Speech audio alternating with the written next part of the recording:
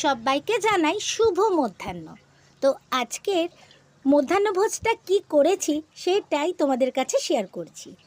এত গরম পড়েছে যে রোজ যে ঠিক মতো নিয়ম করে ব্লগ দেব বা শর্টস দেব সে আর হয়ে উঠছে না।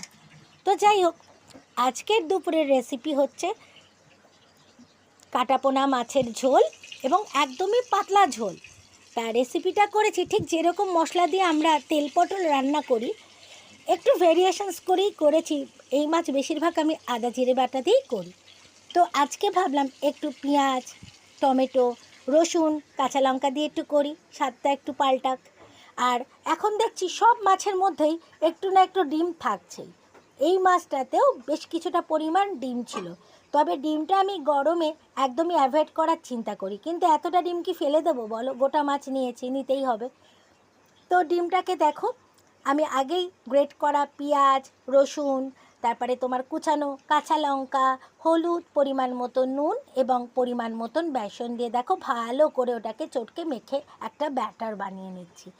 আর অন্যদিকে ওভেনে হচ্ছে আমার মাছগুলো ভাজা, যেই মাছগুলো আমি ঝোলে দেব। তারপর তার মধ্যে দেখো পেঁয়াজ, রসুন, টমেটো, কাঁচা লঙ্কা এগুলো ভালো করে পেস্ট করে নিয়ে আমি এগুলোকে ভালো করে ভেজে নিচ্ছি। তারপর ওর মধ্যে ওই লম্বা লম্বা করে কেটে রাখা আলু, পটল এগুলোকে দিয়ে ভালো করে কষিয়ে পরিমাণ মতো নুন, হলুদ এবং ঠিক যতটা আমার ঝোলের প্রয়োজন পরিমাণ মতন জল দিয়ে আমি ভালো করে ফুটিয়ে নিলাম।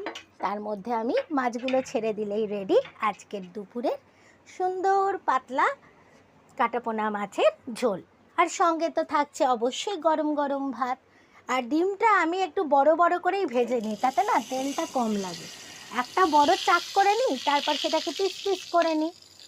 ডিমটা আর ঝোলে দেবো না জানো তো, কারণ ঝোলে দিলে না, যেহেতু পটলটা আছে, ডিমটা দিয়ে দিলেই একটা পানসা পানসা ভাব হয়ে যায়।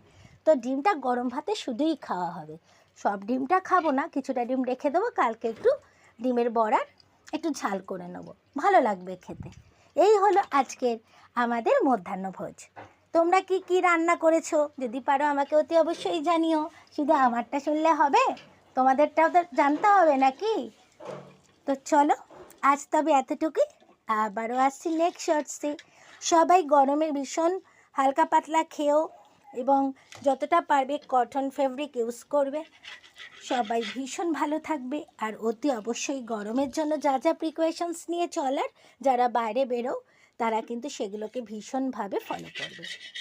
টাটা।